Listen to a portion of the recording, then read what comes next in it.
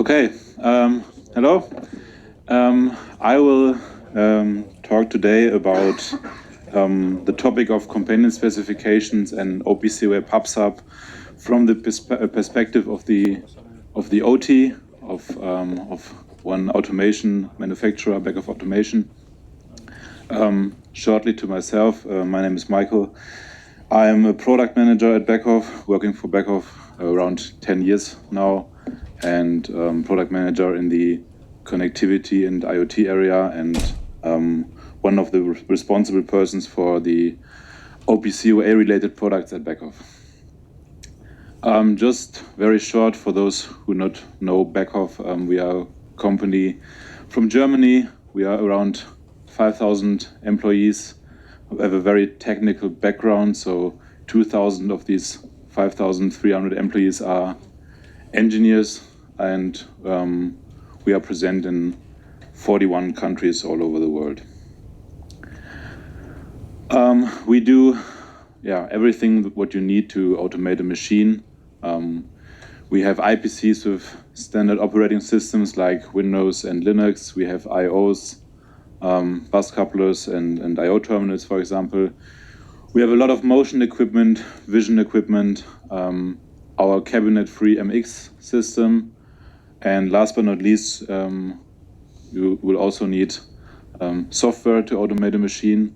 And for us, our software is called TwinCAT. Just very short, not very technical. It all starts with the real time. We have different ways of programming the real time. The most well-known are standard PLC programming languages like structured text or also C++. And we have a very modular system, so you can install a lot of additional functions like HMI, analytics, motion, and also connectivity. And one of the products in our connectivity portfolio is TwinCAT OPC UA. We at Beckhoff have a lot of OPC UA products. We also have a very long history with OPC UA. Our first OPC UA product was released in 2006. So a very long history with OPC UA. The main product is called TwinCAT OPC UA. It consists of a server, a client, a configurator for the server, a gateway, a PubSub solution, and also a nodeset editor. We will talk about that later. But we have also OPC UA in a lot of other products at Beckhoff. For example, in our HMI, we have an OPC UA client. In our scope, we have a field device without any automation software, so just a coupler which has an OPC UA server on it, and some more OPC UA products. But today we will be focusing on the TwinCAT OPC UA nodeset editor, the TwinCAT OPC UA server, and TwinCAT OPC UA PubSub. And therefore, I brought a fictive sample machine where we will have a look at how is it possible to use PubSub UDP communication, and how we can build a machine with a component specification interface in a real example. So in this sample, we will start with an MES system, which has an OPC UA client, and a machine which consists of two different parts. So machine part A is running a PLC and a OPC UA server with Euromap 77, so an injection molding machine. And this injection molding machine is connected to the MES system with the Euromap 77 interface. And the machine has a second part, and this part is communicating with the first part via OPC UA PubSub UDP. And we will focus on the two questions: how do we get the TwinCAT OPC UA server running with Euromap 77, and how do we set up the OPC UA PubSub communication, and what we can configure there. So we will start with the first question. So we heard a lot about companion specs during the day today, and now a real example on it. So we want to get our machine ready for EuroMap 77. Therefore, we will use the TwinCAT OPC Node Editor, which is a tool from Beckhoff.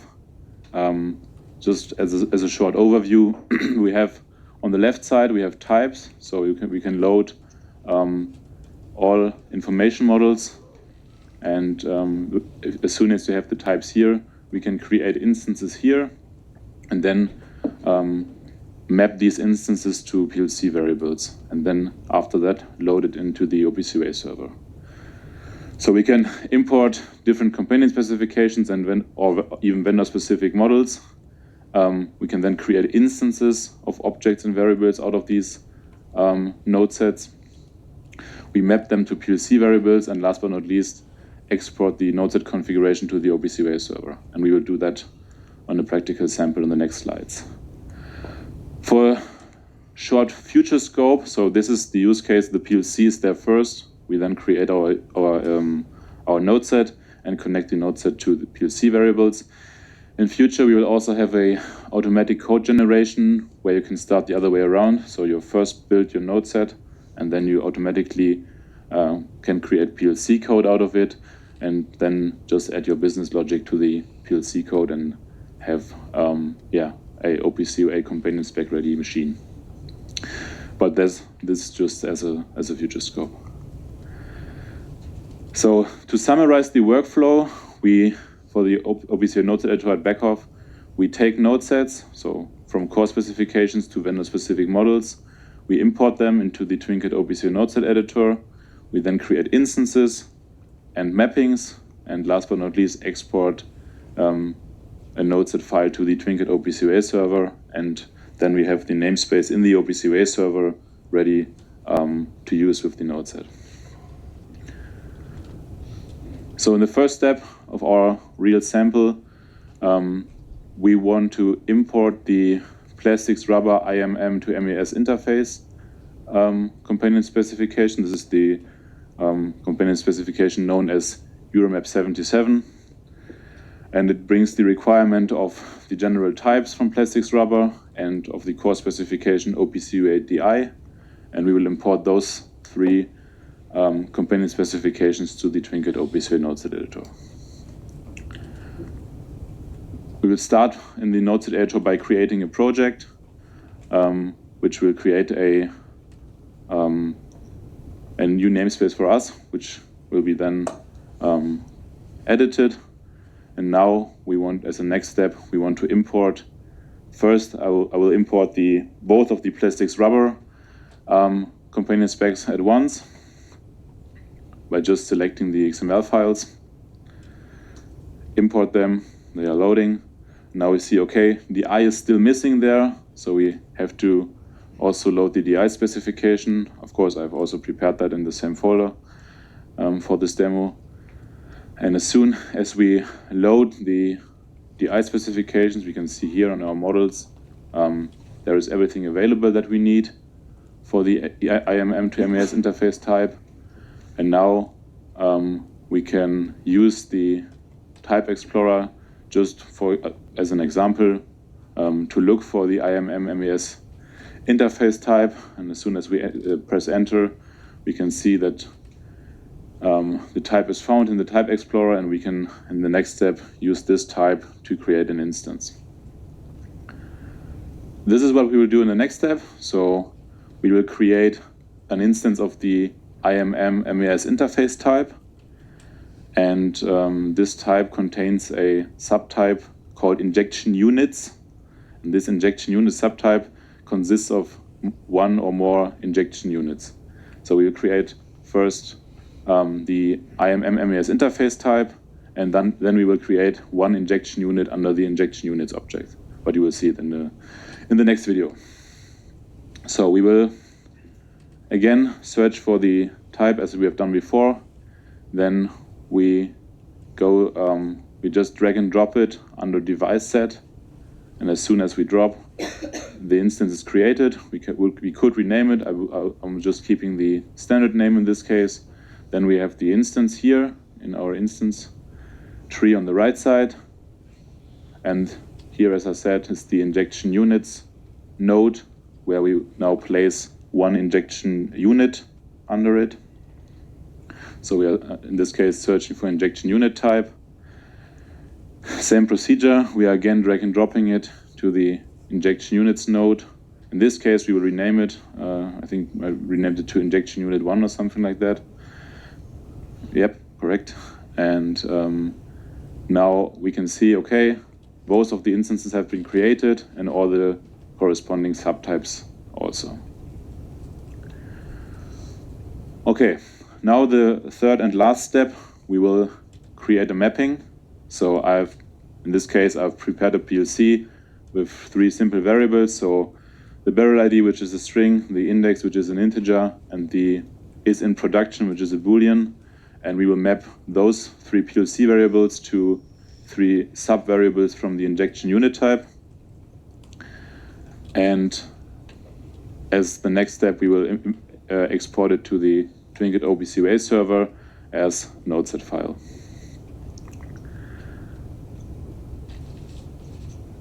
So now we are starting the target browser, which is a tool for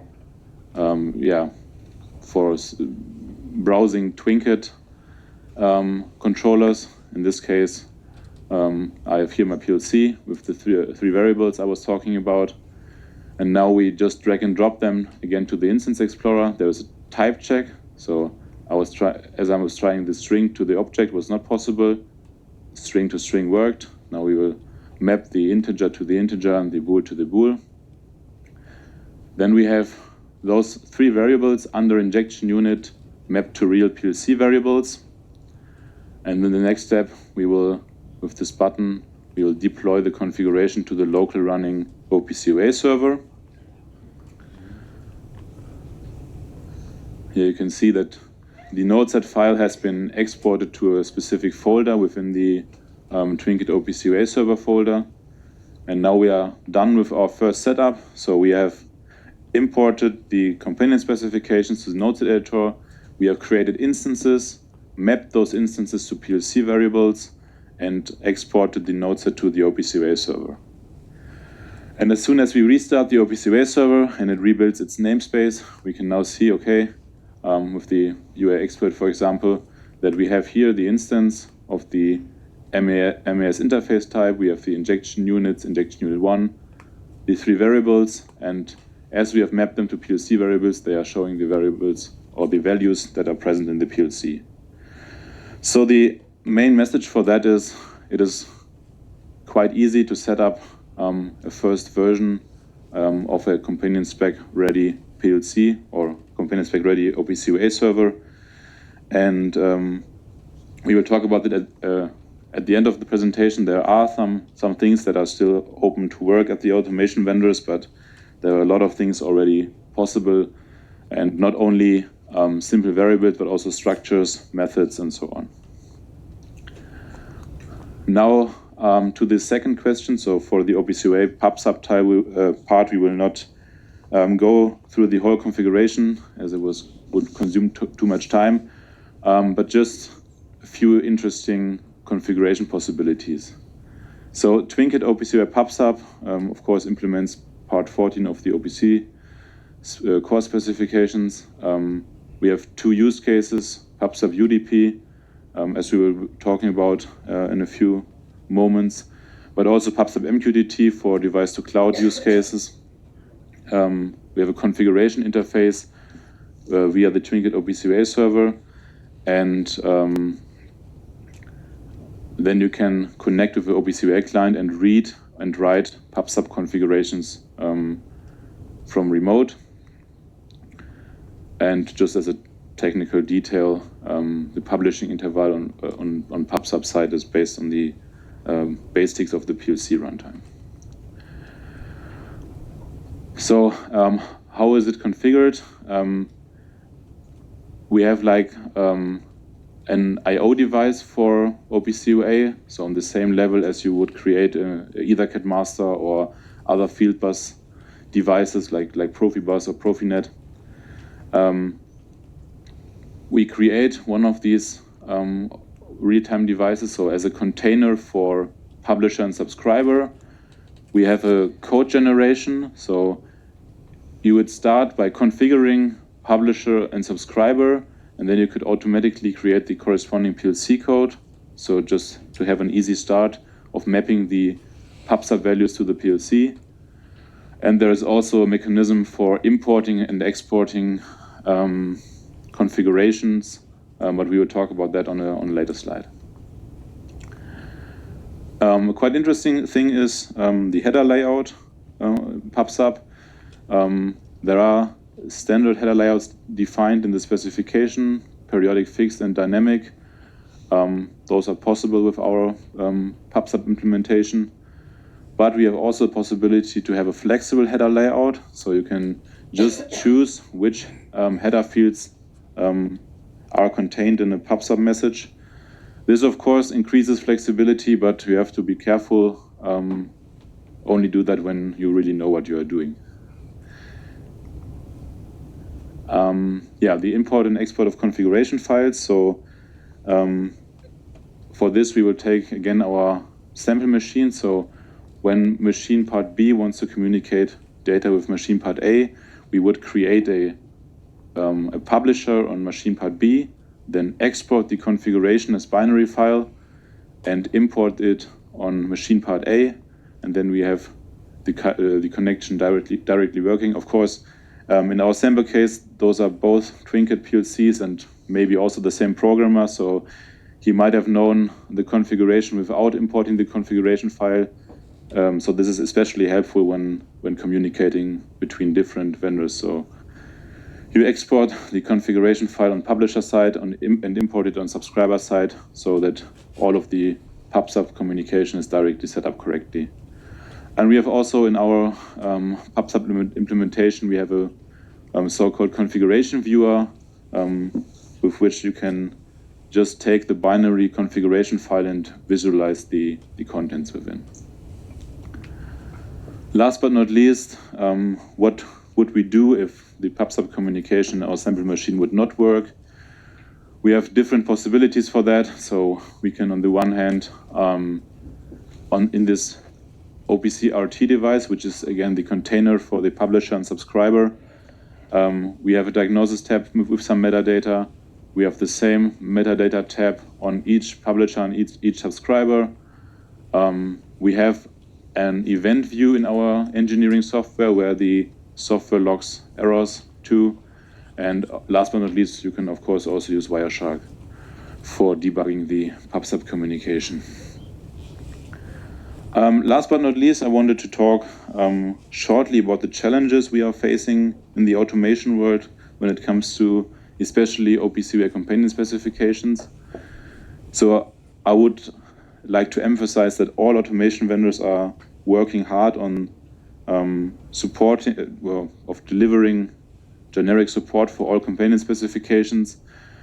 And we are making some first steps with information modeling tools like the TwinCAT OPC UA-related editor or the Siome from Siemens or the UA model of Unified Automation. And those information modeling tools are there for mapping between node sets and PLC variables, but where we still are in the process of, let's say, building the bridge between the OPC UA world and the PLC world are technologies that are not so familiar with the, let's say, quite static PLC world, like dynamic array length, the variant data type, which can change its data type during runtime, value rank any, and some more.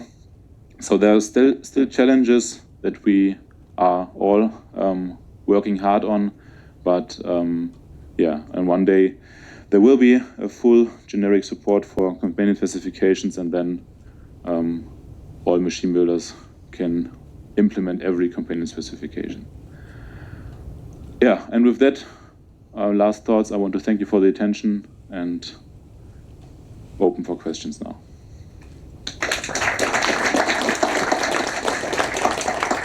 Thank you very much.